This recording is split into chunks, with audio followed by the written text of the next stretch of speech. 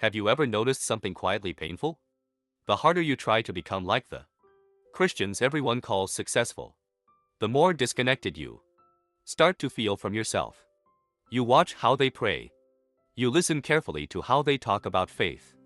You follow the way they serve, the way they lead, the way they make decisions about life, career, calling, and family. And at first it feels responsible. It feels mature, it feels like growth. But over time something begins to shift. Your prayers feel heavier. Your service feels forced.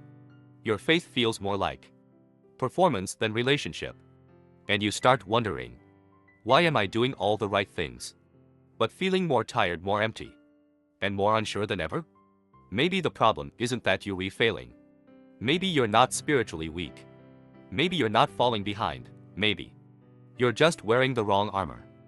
Before David ever faced Goliath, before the famous moment with the stone and the sling, Scripture tells us he faced a much quieter test.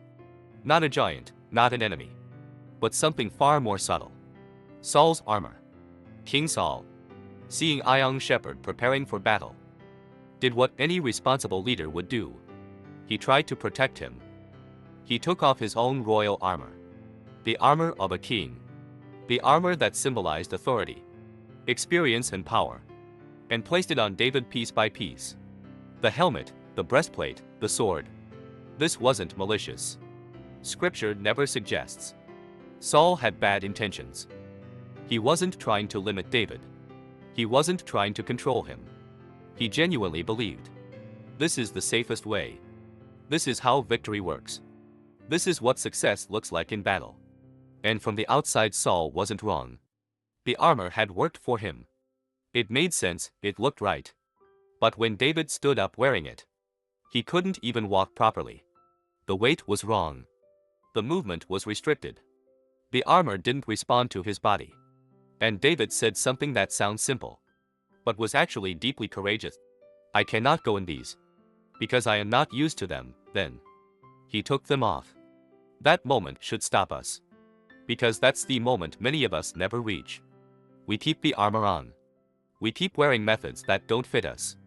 We keep carrying expectations that exhaust us. We keep copying spiritual expressions that were never meant for our hands. And we call it faithfulness. But David didn't. He recognized something most of us struggle to admit. What works for someone else might actually weaken you. And that's where this story starts. Speaking directly to our lives. In church culture we hear things like, that's what real impact looks like. That's how effective ministry is done. If you want to grow, follow that example. In the workplace the message sounds like, this is the safe path. This is how people win. Don't take risks, just do what everyone else did. And even in our faith, sometimes subtly, sometimes loudly, we hear, if you were truly spiritual, your life would look more like this. Those voices aren't always wrong, but they're not always right for you. Because the issue is not whether the armor is good. The issue is whether it was ever meant for your body. Saul's armor was designed for a king. David wasn't a king yet. David was a shepherd. Long before the battlefield, God had already been forming him in obscurity. In the fields, in loneliness, in silence. In days that felt invisible and unimportant. There were no crowds, no applause. No leadership titles. Just David, his sheep, and God. And it was there when no one was watching that God trained his instincts. When a lion came, David didn't panic. When a bear attacked, David didn't freeze. He responded with what he knew. With what his hands were familiar with. With the tools he had already used. What looked unimpressive to others was actually deeply practiced. And that's something we often miss.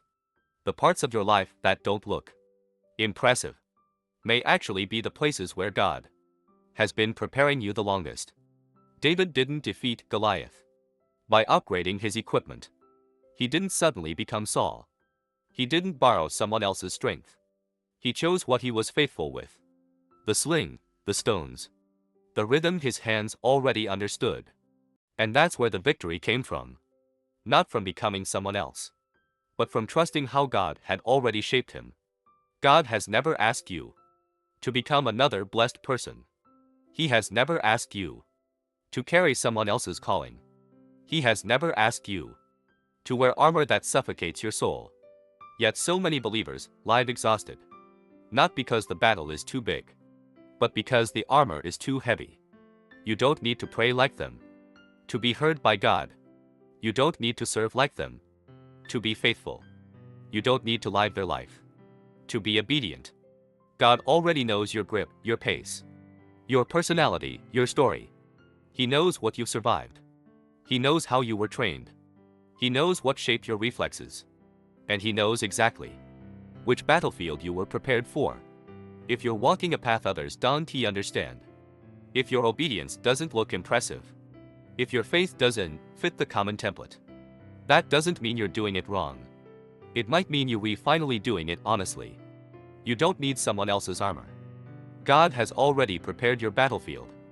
And when you step into it, not pretending, not performing, not copying, but standing as who you truly are before Him, that's where real victory begins.